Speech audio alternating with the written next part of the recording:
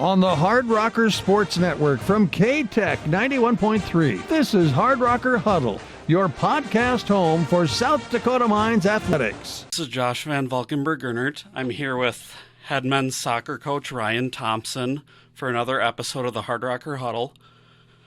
Just kind of getting started, do you want to just talk about, what your life was like growing up kind of in Tacoma? Did you have any siblings? And then what initially kind of drew you into getting into sports? So obviously grew up in Tacoma, Washington, just south of Seattle. No siblings, only child. I had a lot of cousins, though, that I grew up pretty close with. So, my wife comes from a huge family. And they're like, well, you don't seem like an only child. And I take pride in that because, some only children can be a kind of a handful. But yeah, so I, growing up, pretty typical life. Hit some hard times. Parents got divorced.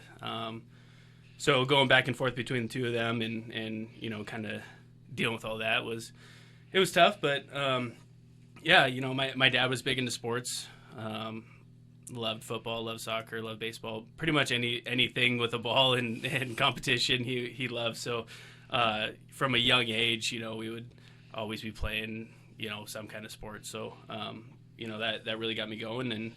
And his family's from Switzerland and Holland, so two pretty big soccer hubs. And, they got me into soccer pretty young, and that just kind of took off for me and, quickly became my favorite sport. So Sure. So growing up, was sports something you were kind of like heavily influenced by him or your family, or was it something that you kind of just naturally, you knew that you liked sports and you kind of pushed it yourself? Yeah, I think both probably. My dad always wanted me to be an athlete and kind of be around sports because it provided structure. And then I just gravitated towards sports because I loved competition and kind of being out there. And, I have to admit that I was one of those kids that would roll around in the grass at times out in the outfield of a baseball game, So, but I just love being out there. I think, putting on a jersey meant something. Even at a really young age, it was fun just to kind of dress up in that jersey and be like, all right, I'm going to go play. And so I just gravitated towards that. And then my competitive nature started coming out. Sure. So you already mentioned you started at kind of a young age. Early on, was it, were you playing soccer, multiple sport? I know soccer is kind of different, right, where, once you're into soccer, you got to get into club and all that stuff. So was it multiple sports for you, or did you kind of solely focus on soccer? It was multiple sports. So obviously you go through kind of the rec soccer phase when you're young. That's kind of your trial period of, do you like it or not? Same with the baseball and the basketball. It's all kind of rec type stuff. I did join a club, and my coach of that club, he also coached every other sport. So he was a big baseball guy growing up and basketball guy, and kind of found a love for soccer.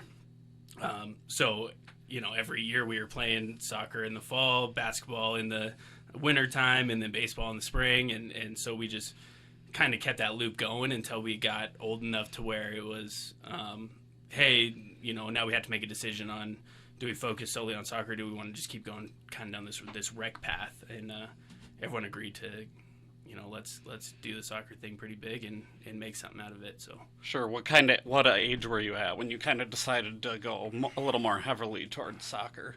Oh, we were probably in middle school, so 12, 13, somewhere in there. Everyone kind of played, for their middle school team of, basketball and baseball and all that stuff, because we didn't have soccer in our middle schools for the boys. So we would do that, but, when we were outside of school and outside of those school sports, it was all about soccer, practicing every day. And so it was tough on the parents because they'd have to, get us from school and then take us right to practice and practice it until 8 o'clock. And then, and then you have all the homework and trying to get kids fed and stuff like that. But, yeah, club gets pretty, same with like AAU basketball. It gets pretty intense. Yeah. But it was fun. Yeah.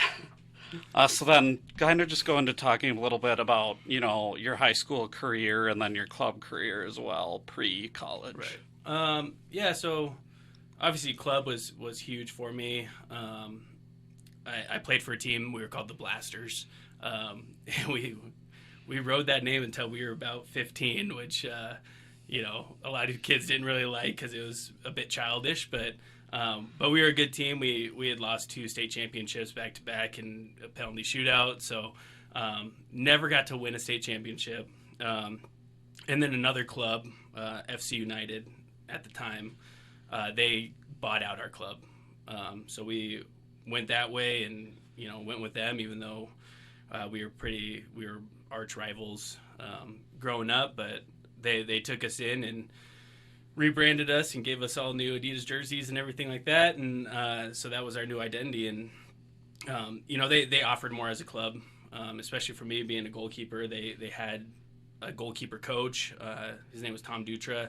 He's now with the Seattle Sounders as their goalkeeper coach. So he had he's had a pretty extensive career and was a great guy to work with and a great, resource and asset for us kids. So, that joining that club was really like, all right, now it's time for this to kind of be a business, and, less of the pleasure of playing a sport and how do we utilize this to get ourselves into college and how do we get college paid for? So that became a huge thing in my life and really studying the game and, asking big questions and, kind of challenging the norms and finding out how good of an athlete I could be and how I could propel myself to get up to, getting things paid for. And then, you turn around and go into high school. High school is more the pleasure side of it, right? And I had a good team. We won a lot of games. We had really good players. But going in my freshman year, I was a goalkeeper and I was behind a guy who played on the U.S. national team. So I didn't get a ton of minutes. I spent my first year on the JV roster and was fortunate enough to get a couple minutes in the varsity game. But I knew at that point if I wanted to play high school soccer, because we were so close in age, I would have to kind of rebrand myself again. So I focused on being a field player in high school, and that's how I, made the field. That's how I got into competition is, studying different positions and kind of being the Swiss Army knife of the team. So it allowed me to continue to play, and I became a starter pretty quick and played in the field until my senior year. I went back to being a goalkeeper. So, just a fun time. And my senior year, we beat the number 1 team in the nation, and it was wild. And we were in the newspaper, and there was interviews, and kind of the flashing lights of being an athlete. So it was fun. Sure, sort of your time to shine before you got your real time to shine. Right. Then from there, you initially went to Tacoma Community College. Right. What was that kind of like? Was it more? Did you know you wanted to go the JUCO route, or was it just staying local, or were you trying to eventually, just put yourself in position to get to maybe a scholarship at a 4-year? So TCC was a complete afterthought. I had no intention of going there. I knew the coaches because they were my high school coaches. But it wasn't something that I wanted to do. I had offers from big D1 schools, so I really wanted to go that route. Unfortunately, the fall semester of my senior year of high school, I got really sick, and I missed 2 months of classes. So, I had all these offers out on the table, and I wanted to commit, but they needed transcripts, and my transcripts weren't complete because I had missed so much. So in the spring semester, I'm trying to catch up. And so essentially, I couldn't get them a good enough transcript to get accepted into these schools. And they took their offers away. I then tried to go the NAIA route, to Evergreen College in Washington. They only take half your SAT score.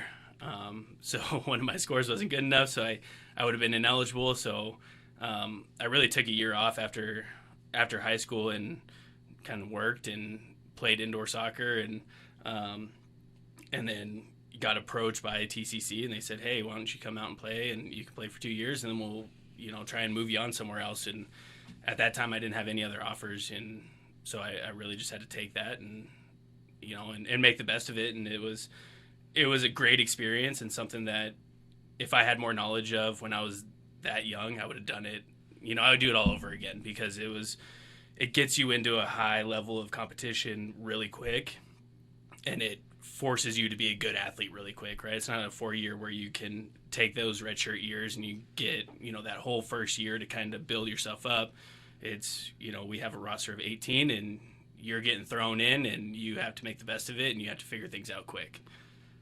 Yeah, I think JUCO kind of gets a bad rap, but, I'm a JUCO guy too. It's a pretty high level of competition. Right. Like, it's really not that much different from the D1, D2 level. It's more of those academic issues or other types of issues. And I love JUCO now. I mean, if there's a kid that's not necessarily up to speed yet or doesn't have the grades yet to come here, that's my first thing to tell them, hey, go to a junior college because you're going to get that experience and you're going to be a better athlete after 2 years. Plus, you're going to have all your generals done that are going to transfer into here, and it's going to make life a lot easier.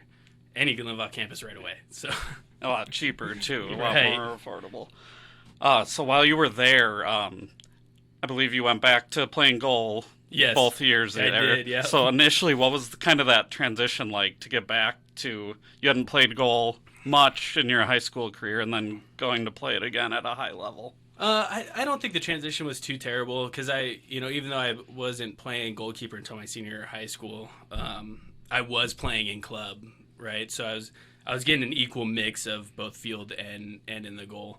I think it would have benefited me probably if I would have played goalkeeper my whole high school career, but further down the line and once we get to Waldorf, that experience really does come into play. So the thing about going into college and being a goalkeeper is you have to be really aggressive, and you have to be kind of the mean guy, right? And I wasn't necessarily that person when I was in high school, but I had to learn how to be that person really quick in college, and so I just had to again, rebrand myself and be that guy. And I had to, if I wanted to play, I had to beat out a guy that was a sophomore already. And, he was a good friend of mine, but, we had this great competitive spirit about it, going against each other. And I ended up beating him out that first year. And then I broke my ankle. So, and then I tore my quad. So I was playing pretty bandaged up that first year and didn't really get to showcase my talents as much as I wanted to. But I still kept my starting spot until close to the end of the year when it was finally like my coach was like, all right, we're going to take you out of these games and let you heal. So, we had lost our chance at the playoffs. And from then on, it was kind of a resting point that first year. Second year was a lot different. I didn't suffer any injuries, which was nice. But I also didn't have a backup. I didn't have a backup goalkeeper that was pushing me, someone to, do trainings with. So it was a really different experience because I realized that if I'm not getting pushed, I get content. And I hate being content, but it's tough when people are like, oh, just go over to the corner and do what you want to do, right? Because that's when, all right, well, what I want to do today is stand around. So that hurt, and I had to have a real honest conversation with my coaches, and they challenged me to be the best that I could be, and even if I didn't have those proper trainings. And we didn't have the best team that year. We missed out on the playoffs again, and it was kind of just a tough year, but a wake up year of, hey, my personality needs people to push me to be better or expect me to be better, and so it was just a different but really good experience. Yeah, it looks like from what I was able to research, you were a 2-time all-conference selection. Yeah. And then as a team, you had some success the first year, 9-6-3. Right. But second year, not as much, 3-9-1. Right. What and just what was that transition like to be, your first year being pretty good, and then your second year not quite so much? Yeah, I think we kind of fell on the recruiting trail. The first year we had a ton of really good players. We had 2 guys from Cameroon that were, 2 brothers that were probably like 6'5" and 220 pounds that were just monsters everywhere on the field. One of the kids I grew up with, and he was an amazing player. He actually signed with St. Mary's before he came to TCC, but he had shattered his arm and had to come back. And so he was a great pickup. We just had all these guys that we had played club with that, were just really talented athletes. And after the first year, they all kind of transferred out or decided they didn't want to play. And so that second year, we brought in more local kids, and we didn't have that same connection that we had with all the guys that we grew up with. And so it was different. The team struggled. We didn't necessarily know each other's, and when you're at a junior college where the coach only works part-time, right, they don't get to spend a lot of time. It's not like the NJCAA where, you have full-time coaches and they get to spend, you can train every day for the whole year and no one bats an eye at it, right? Well, when you have a part-time coach that also has to work a full-time job, you get a lot of time off, and so you don't necessarily get to know your players that well. Plus, we didn't live on campus. Everyone was kind of spread throughout Tacoma, so the bonds were a lot different, and I think that showed on the field because we were not a good team. I mean, it was a struggle. It was tough. 2 shutouts on the year isn't ideal, especially after coming off a 9-6-3 season. So it was tough, but again, it's the adversity and how you get through it and what you do with it. Kind of going from there, initially you didn't go the college route right away. You went to a indoor professional soccer league team, right? Tacoma Stars. Right. What kind of drew you there rather than taking the, I want to get to a 4-year? Well, I didn't have the grades to go to a 4-year yet, so I had to stay in school, but I was out of the JUCO eligibility. So I knew I had to get my GPA up. I knew I had to get to a certain credit level. And the Tacoma Stars they had been good to me. I actually had started playing with them when I was 17 and in high school. And, they kind of took me in and gave me training sessions. I never played. I think I was on their practice team for 3 or 4 years. And then all of a sudden, we win the national championship. And we get this professional bid, which was amazing. It was huge news in the area because they hadn't been a professional team since the early 90s. And so it was kind of this rebirth of something that the city loved. Back in the 80s and 90s, these guys were kings in the soccer community. And, so being able to put that jersey on and be a part of that was just a great experience. I wasn't the starter. Again, I was behind a guy that was played on the national indoor team, so I was a backup, and I was getting the brunt of the shots and the checks into the board and in the practices, and I was the guy that was bruised and broken, and he was the guy sitting on the sidelines that would come in for a couple drills and then go preserve himself. But so the first half of that professional season, I was not a starter, and I did every other job like bartending and stuff like that and checking IDs, and then the starter gets hurt, and we show up against San Diego at home, and San Diego hadn't lost in 3 years, and they were massive people, and that was like I just got thrown into a game. I got off work and went to the arena and didn't expect to play, and all of a sudden I'm playing against the number 1 team in the nation, and it was fun. It was a good experience. I set the record for saves in a game that first day with 57 saves, and then we turned around and played them again the next day, and I got 56 saves. So, both games we lost, but again, jumping into that world was, it was different. It was more of a business. It was less of, hey, let's go out and have fun, and more of, hey, we need to go out and win if you want to keep your contract and keep getting paid. So it was brutal. There's a lot of injuries in indoor soccer because you're pretty much on a hockey rink with boards, and very physical game, more so than the outdoor game because you're allowed to slide and you're in tight quarters. Shots come from 3 yards away and guys hit them as hard as they can. So, but just an all-around great experience, and it was, again, I would do it all over again. Yeah, so that obviously you had some experience playing indoor before that, but that must be just a completely different style of play, completely different game than traditional. Yeah, it's tough to get used to. In indoor soccer, the goalkeeper's essentially a field player. So I wasn't great with my feet because I had, been a goalkeeper for the majority of my life, and how fast-paced the game is, you really have to speed up really quick. I mean, you get a ball and the guy's on you in, 2 seconds, where in outdoor you can sit on a ball and wait and wait and wait. So I struggled with that at the beginning. The first goal I ever gave up, I got a pass back to me, and I just mishit it right to a guy, and he put it in the back of the net. And so that was my, oh, man, I need to, for one, calm down, and for two, try and slow the game down, but play at a fast pace. And when you're in it, when you're in the trenches, it clicks really, really quick. You kind of find out if you are capable of being the person that everyone wants you to be. And fortunately for me, I was someone that caught on pretty quick to the game and how fast it was. And but I saw a lot of guys that, they got dropped from their contract because they couldn't figure out how fast everything was. Sure. And then coming out of there, did you have multiple college options? How did you find Waldorf? Obviously, that's a ways from Seattle to Iowa. Right.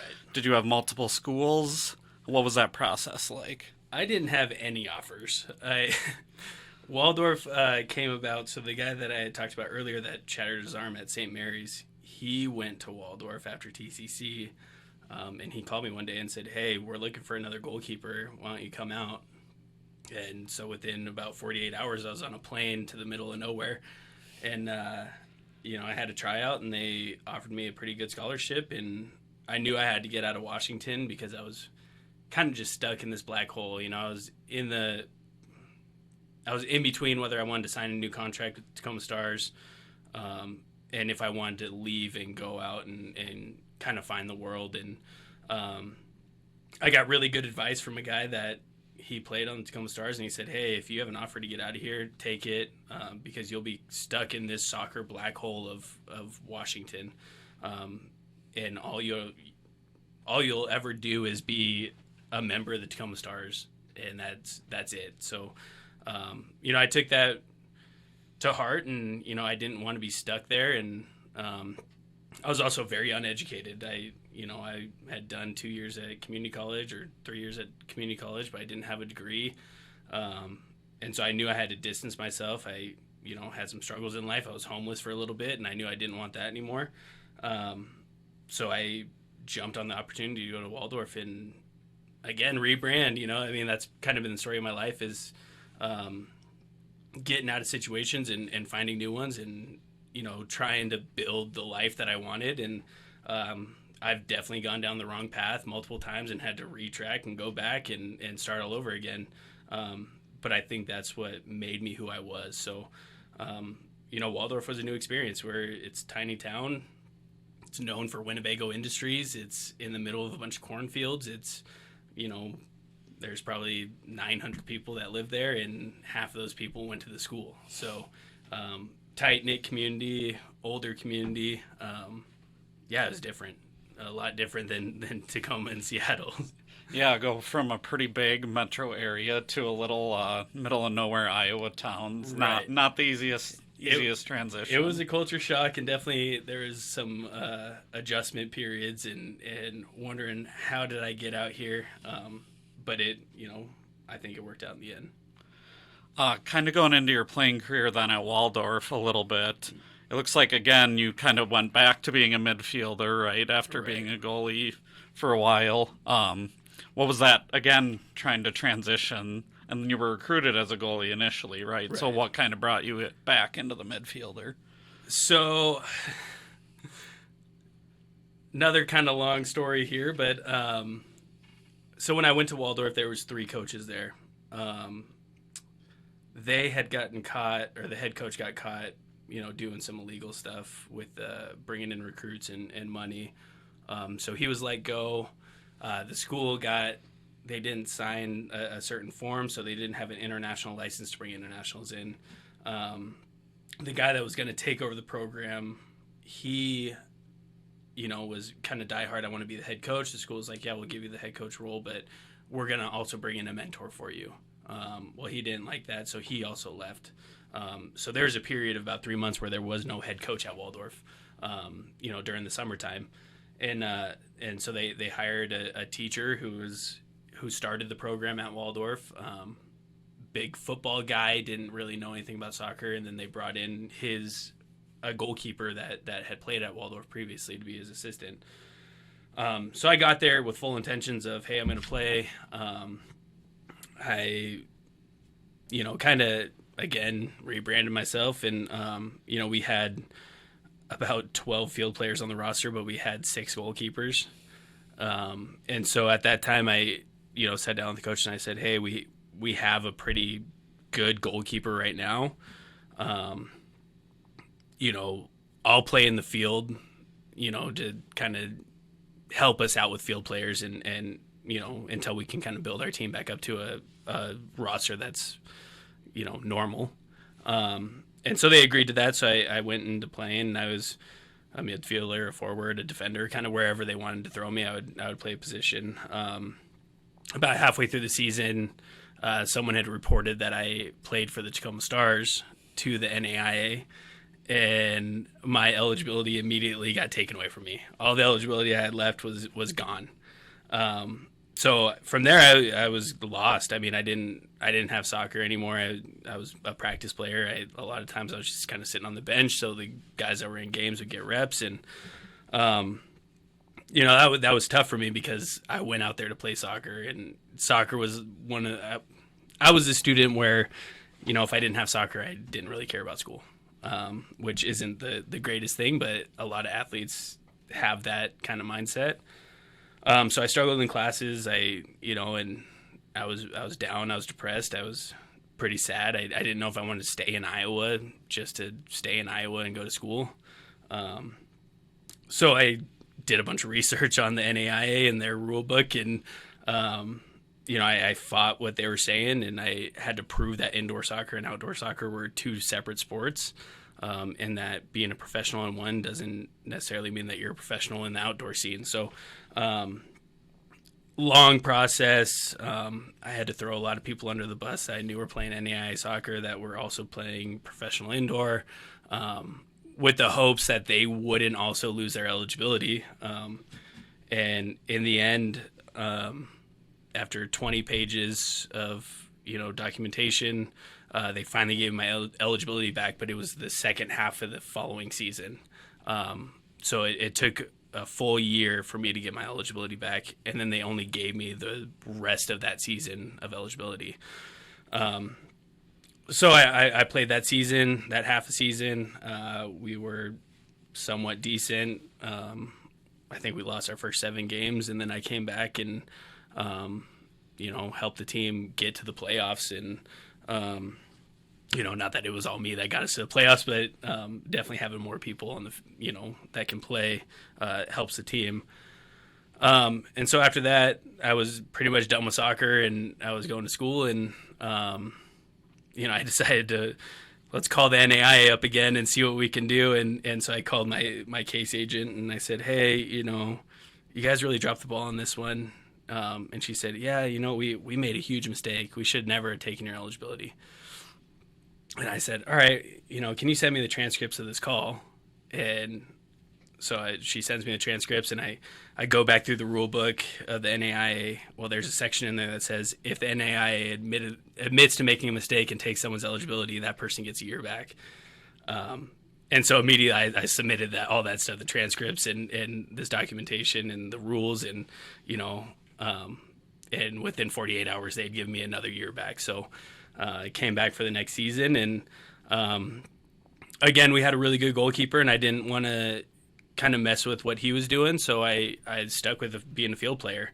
And I had moved to a center back role, and I kind of found a home there, and it was another great experience. And I got to play a full season, and it was the best season that the team had ever had, and we went to the playoffs, and it was just it was a fun time.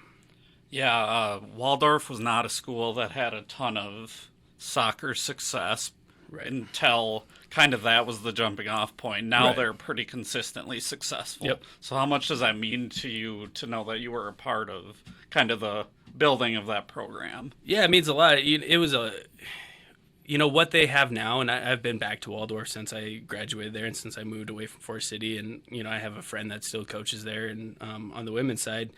And so anytime I'm out that direction, I swing by and see him and all the things that they have now that we didn't have. I mean, we didn't get new jerseys the whole time I was there, which, we're wearing old Adidas jerseys, and, we didn't really have anything that matched, and, we didn't have training gear, anything like that until towards the end of my career there. And seeing it now, they have their own suite, which we also had when I was there, but it was more used as a classroom. Now it's like a hangout, right? They have couches and TVs and video games, and they have multiple sets of jerseys, long sleeve, short sleeve, whatever you want, and they just get so much more than what we had, and I'm really proud that I was a part of building that program back up. I was not the best student there. I was probably not even the best person there or the best player there. But I did what I had to do in order to help the team win and grow. And, my teammates didn't really like me. I led the nation in yellow cards my senior year. I was, at that time, the game was very, especially in the NAIA, it was a lot like junior college, where it was very physical and kind of cutthroat, and you had to get into people's faces. And, there was a lot of hard tackles that, wouldn't get called. There was a lot of punches that got thrown where you'd only get a yellow card. It was that kind of world, and I fed off that, I think, because of my indoor experience, and that was how the style of play was. I was the guy that we needed to have at Waldorf to help grow the program from a physical side. I had my teammates' backs, whether that was on the field or off the field. There was a couple times where my coach called me and said, "Hey, there's an incident off the field. I need you to go to so-and-so's house and help him out." And so I was just kind of that guy around the community and the soccer community that was like, if you're good to me, I'm going to be good to you. And, kind of the enforcer role of the team. I was never the captain, because who wants a guy that leads the nation in yellow cards to be the captain of the team? But, I wasn't as calm as I am now. So I think some refs this year might disagree. They with might that. disagree a little bit, but if you would have saw me in college, it was after getting married, I definitely calmed down a lot. So, but yeah, Waldorf was just different. It was something that we saw could be good and different. And, we, as players, we went out and we recruited guys that we wanted to have next to us. And we built a team that wasn't the best, but worked hard every day. And, we would go into the weight room and have competitions in the weight room, and we would go out into the field, and it would get physical and it would get feisty. And, I would be the first to admit that it was not always the best environment with guys fighting, but it built a competitive edge that at that time we needed to, be good. We had to hold people accountable. We at times tried to force people off the team because they weren't, they didn't care as much as we did. And, when you have a freshman that doesn't care about showing up, it's tough when you're a senior and you've seen the bottom of the barrel, and now you've seen it also being built back up and filled back up. And, to have guys that didn't care, we took that really personal, and it was, it was just a different world, and we had to do what we had to do to be successful. So the year after that, you I know you went back and kind of finished some of your academic stuff. Right. But what kind of initially, made you realize coaching is something that I might be interested in, it might be something that I want to do in the future? That wasn't really on my radar either, to be a coach. I was still dead set on being a professional athlete, and I had had a couple tryouts with professional teams. I had made some preseason camps with some teams, and so I was still on that road of wanting to be an athlete, but I also needed something else to do. So I did go back to school. I intentionally failed a class so I could get financial aid for another year, and a lot of people think I'm crazy, but I did not want to pay for another year of school. And in order to get my financial aid, I couldn't finish a degree and then go back. But I graduated with business management and sports management, and those two kind of go together. So to get sports management, I only needed about 6 more classes. So I went to 2 of my professors that ran this kind of senior, just this easy senior business class. And I said, hey, just give me a D in this class because I'm coming back next year, and I need my financial aid in order to get this other degree. And they agreed to it. And so I came back for another year just to get that degree because I figured, why not have 2 of them? And then at the same time, my internship was with the men's soccer team. So that was when I got my first taste of kind of coaching. And for the first half of that season, our coach didn't have an assistant. So I was kind of that guy that got to be the assistant and do everything that he wanted me to do besides going out and recruiting. But I was, running sessions on the field and just being the assistant. And then, so after that, I graduated and got to walk, and, that was obviously a great day, finally getting done with college. And then I didn't really know what I was going to do after that. But the women's team had a GA spot opening up. They were a bit hesitant at hiring me because of my antics on the field when I was a player. But I assured them that, I was there for the team and that, I would follow the rules and do what I could to help the team be better and help the goalkeepers be better. And so they gave me a chance at being a graduate assistant. So I took that at Waldorf and worked with the women's team for a year. And, that's when I really kind of fell in love with coaching and thinking, hey, this could, be my route if I can't find a professional contract again. I can just go into this and be a part of the game and be a part of the sport. So yeah, I did that for a year, and then the head coach quit, and they brought in a whole new coaching staff, and I was not part of it. So I was, again, kind of lost and living in Forest City, Iowa, and I was working landscaping at the time. And then one of my former coaches, he reached out to me and said, hey, you should look at Iowa Western. Great program, junior college. I think you'd be a good fit there, and you should send the coach an email and see what they can do for you. So I did all that, and it was another just great route to take. So just stepping back a little bit, just out of curiosity, were your preseason camp for pro teams, was that mostly indoor, or did you have some outdoor pro opportunities as well? I had some pro opportunities. I was the last cut for the Seattle Sounders going into their preseason camp. So I went to an open tryout and kind of made this initial roster, and then was the last guy cut. And then Minnesota, I went out there twice, and I was part of their training camp and got cut. For the Loons pre-MLS. Right, yeah. They were a Minnesota Thunder, I believe. Right, yeah.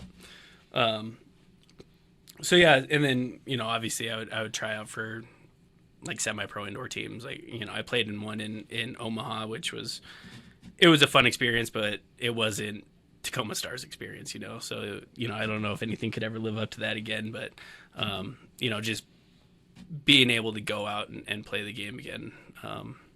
So training camps were fun. The tryouts were always fun.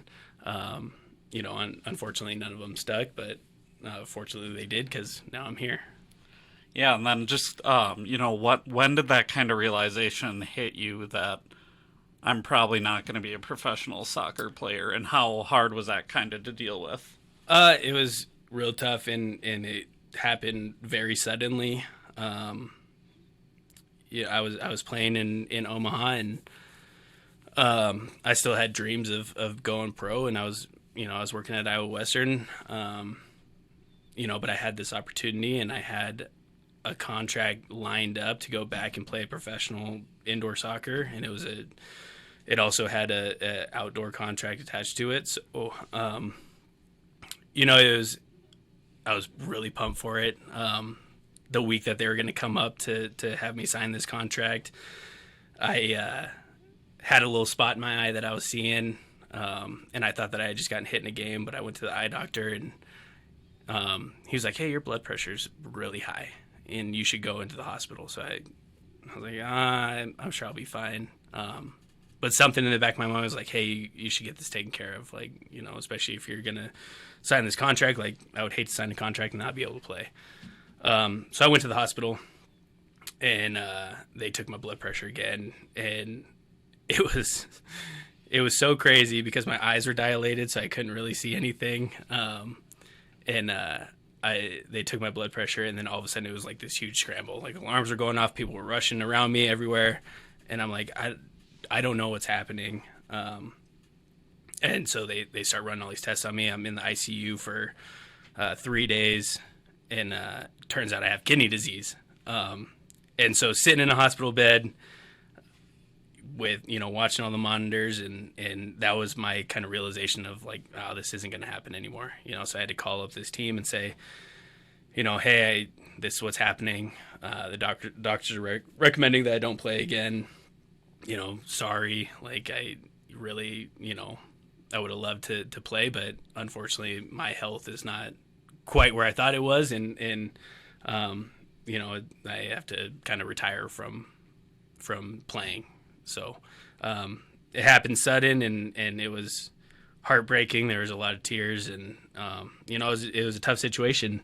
But I guess stuff like that happens all the time, and you just have to live with it and move on. Yeah. What were the kind of main differences between, growing up, men's soccer player, men's soccer coach, and then having a year being an assistant as a women's coach? It was very different. As much as the two sports are similar in, the goal and playing style, the culture and building a culture is completely different. The women's game is all about trust and building those relationships, where the men's game is, it is about building relationships and building trust, but you can get away with it a little bit more if you don't have quite the trust. Most guys just want to go out and play. And the women's game was a little different, and it was definitely that culture shock again of this is what I'm used to because I was a men's soccer player, and this is what I now have to form myself into being to be the best women's coach that I could be. And it was a struggle for me. I have to admit I was still somewhat aggressive with how I acted and what I said, and I was also coaching a team with girls that I had known in college, right? They were all still there, and people that I would hang out with outside of school and stuff like that. So, they knew me on a different level, and then I had to be this other person. And so it was tough because, I was used to hanging out with these people all the time, and now I couldn't, right? So it was just very different. But again, just a good experience, just learning. It's something that I can fall back on if I ever want to go back to that route, which I probably won't. But if I ever had to, I have something in my back pocket that I can say, yeah, I did. That was a part of this. Sure. And then obviously you already mentioned a little bit of your time at Iowa Western. Mm-hmm. That's talking about JUCO programs. Iowa Western is basically the Alabama of junior college. What was that kind of just learning that atmosphere and being able to be a part of the kind of success that they have there? It was great. I rate that as my number one coaching experience. Coming out of Waldorf, I don't know if I necessarily learned as much as I had wanted to. Being at Iowa Western, I was forced to learn everything that I had to. The coaching staff there was great. I still use them as mentors. And, it was going from a losing season to a team that if you don't win, then it's a failure. If you win or if you lose more than 3 games in a season, that season's a failure. If you don't make the national tournament, then it's a failure. And that's how the whole athletic department is. It was, we expect you to win. If you're not winning, then we'll bring someone in that is going to win. And again, I go back to being content and what helps me not be content, and that place really helped me not be content. I had to be on my toes at all times, and if I wasn't doing the job, then there was a chance that I got fired on the spot. And so it was just a great experience seeing athletes that had played for their national team that came to us and playing these big games and making it to the national tournament the first year and being a part of that was, just a really great experience that I learned a lot from and I took a lot from.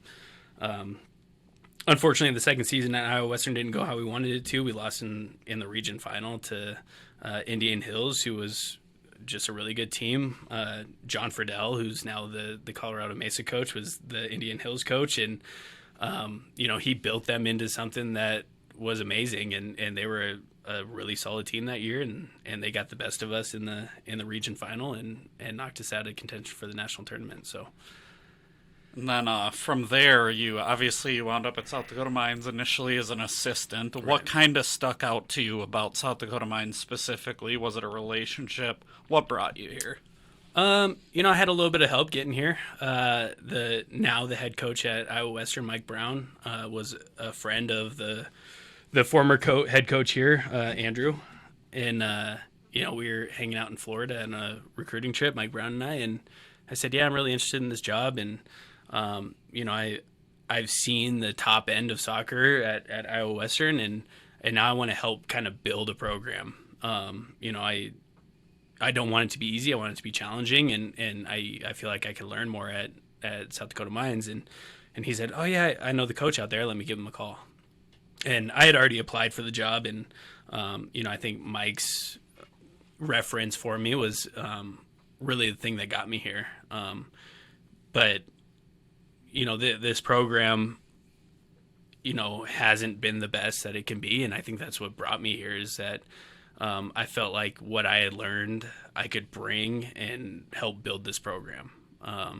And so that's what really drew me to this program is the chance to getting to change something.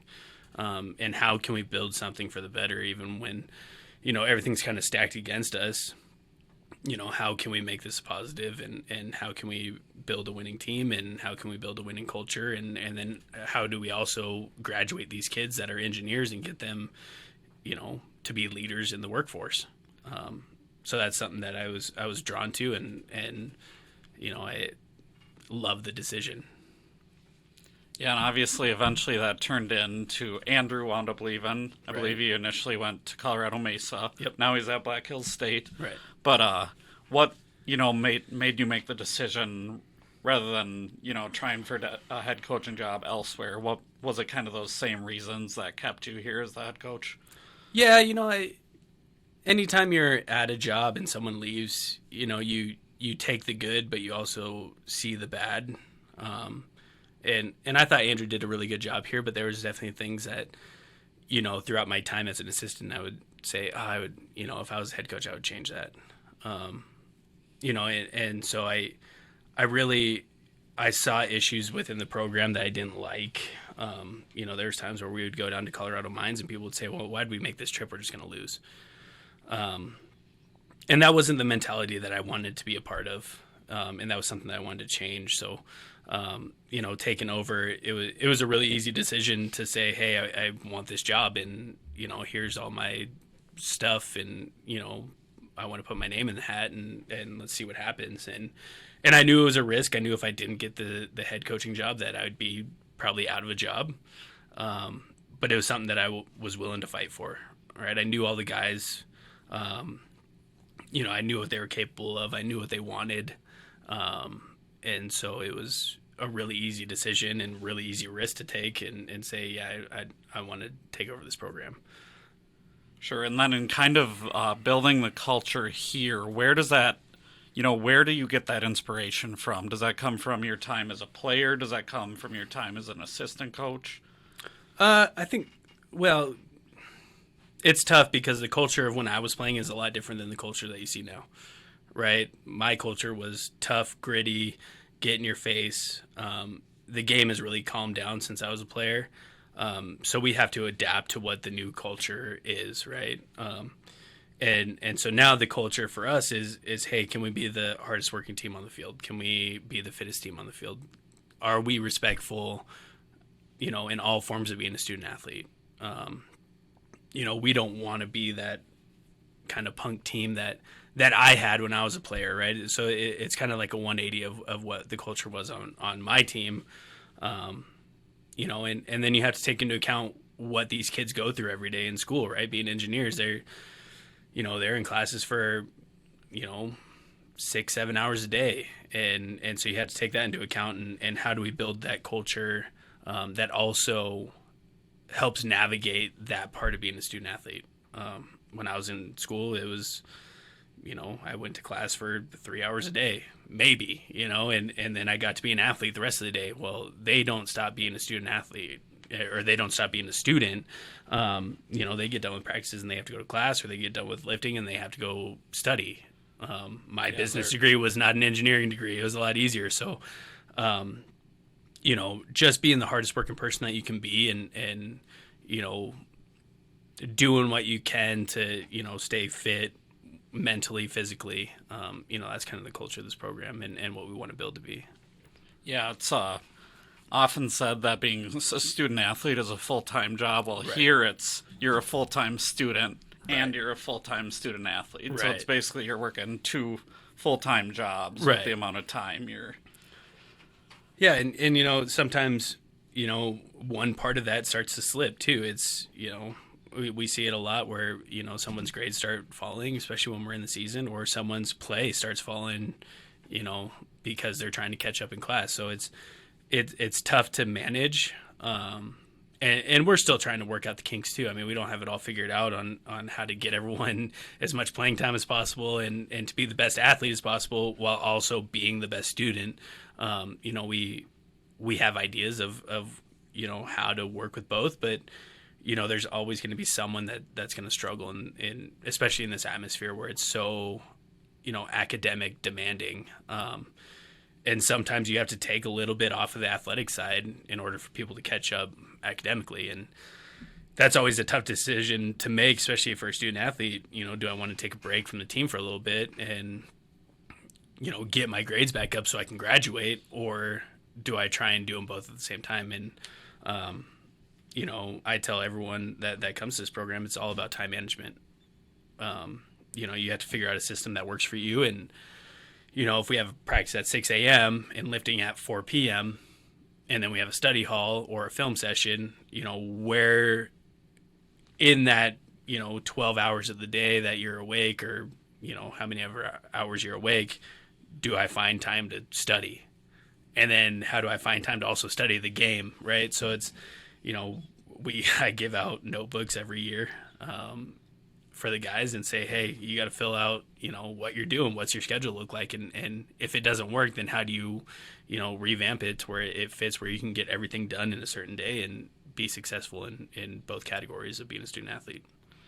Yeah, going off of that, I wanted to talk a little bit about this season, kind of about the program in general. Obviously, it wasn't really the season you wanted, you hoped for. Nope. But kind of trying to look at some of the positives of it. You had 8 games, 1-goal games. Right. So that's something that's, generally in a program that you're trying to turn around, that's one of the first things you look at is, Right. Are we able to pull out those close contests? So what do you kind of have to do as a program, as a team, to be able to maybe go 4-3 in 1-goal games? Right. I think that comes down to what our identity is going to be. We were a team that played, 89 minutes and 55 seconds in most games, right? And that 5 seconds gave up 1 goal that we couldn't get back. So, we have to take advantage of the games that we think that we can win. And a lot of those 1-goal games, some we were, we weren't the best in.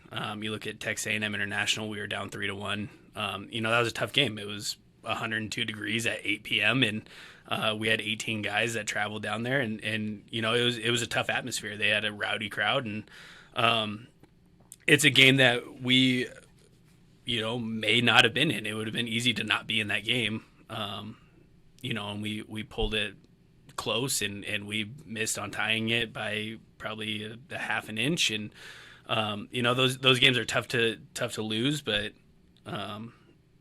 it was we had kind of all the cards stacked against us, and we came out and played. So how do we turn those games into, a lead for us or a win for us? And then you look at games like CCU twice where we lost by 1 goal, and Adams State twice where we lost by 1 goal. And, it came down to, we need to go out and take these games and not let them, take them first. And we need to capitalize on their mistakes, and we need to force them into mistakes before they force us into mistakes. And, unfortunately, we just weren't the best at that. We lost Adams State twice in overtime, which, in that setting, you kind of have to go for broke if you want to win a game. And,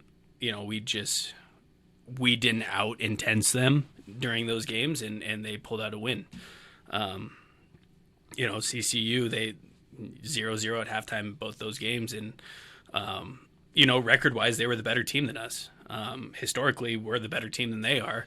But they wanted it more than we did, and they wanted it more throughout the season. That's why they got to a 10-win season. So we have to shift our mindset into, we have to want it more than our opponent does. And there's going to be games where, you come up against Colorado Mines, that's a nationally ranked team, or a Mesa who's nationally ranked, or Pueblo, where you may not, it may not be the prettiest of games, but how do we decrease those deficits in our favor? How do we, we lost 5-0 to Colorado Mines. How do we get that down to 3? Because there was 1 year where we only lost to them 2-1, right? And so how do we build off of that with the same guys? And then how do we take our 5-0 loss and how do we, kind of turn it around and get back into those games and make them tighter? And so again, we have to have that intensity and that will to want to be better and will to want to go out and beat those kinds of teams. I mean, early in the season, you guys looked like you had a ton of momentum, too. Mm-hmm. You were playing hard, and then kind of as the season went on, it just looked like, I know the first real bad loss, I can't remember which team it was, maybe Billings, it looked like the energy kind of got sucked out, and you were just never able to get it back. Yeah, we started off strong, obviously beating St. Cloud that first game of the season, and then turning around and playing St. Cloud again the next day, and unfortunately getting that red card and pulling out a tie when, all hope was kind of lost. It was huge for us momentum-wise.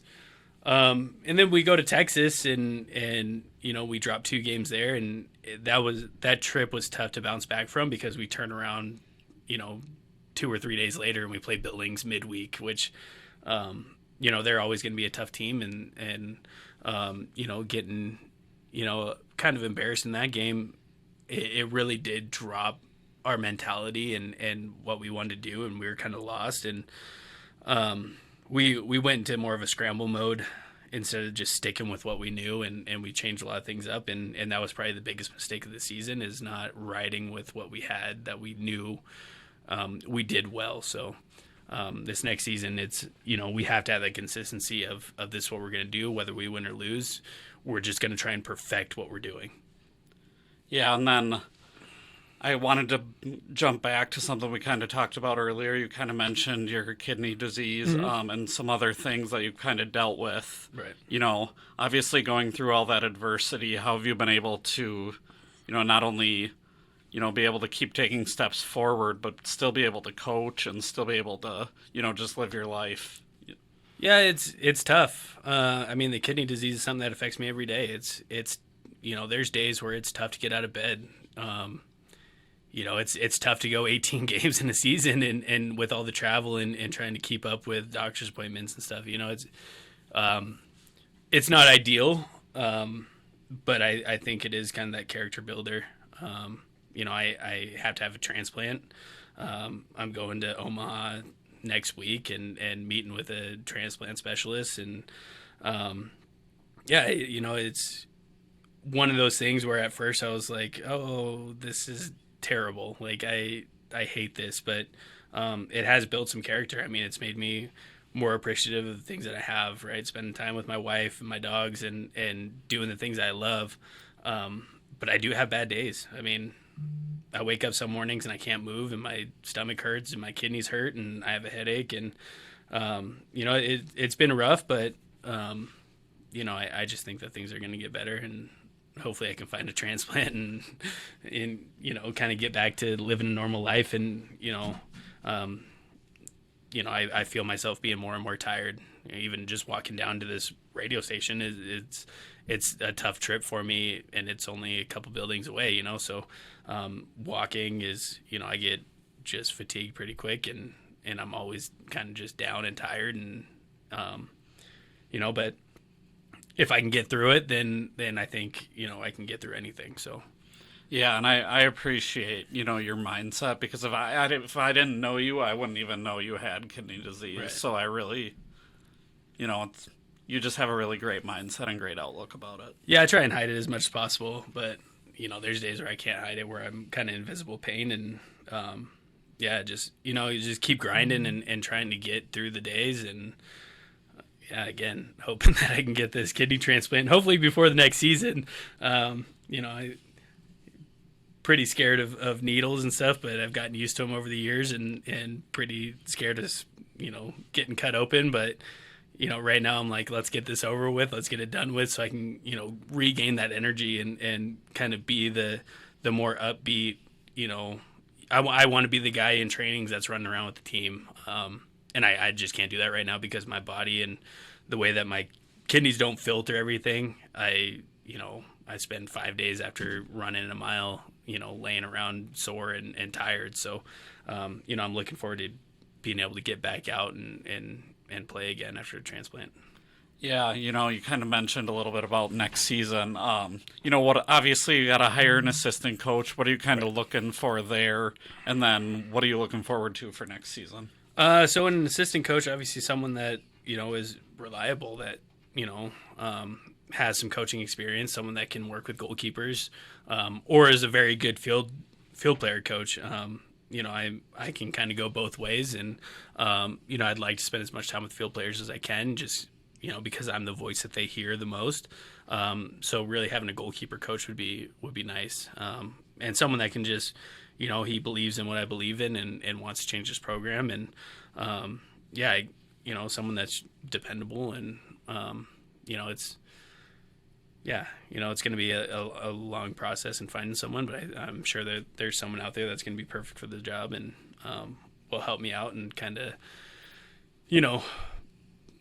question me at times and agree with me at times, and someone that I can have those tough conversations with. And, that's really what I'm looking for. Someone that, really wants to help change, so we're going to start that process soon and get that going and get that out there. And then for next season, obviously we're looking to be better than this season. I have a long list of things that, I want to change, and culture wise, intensity wise, training wise, that all need to be adjusted in order to make this the best experience for the guys, and hopefully lead to the most amount of success. So, I know that's kind of broad, but we're looking to just kind of revamp the whole program. All right, that just about wraps us up. Thanks for joining us today, Ryan. Thank you. This has been the Hardrocker Huddle. I'm Josh Van Valkenburg-Gernert, signing off.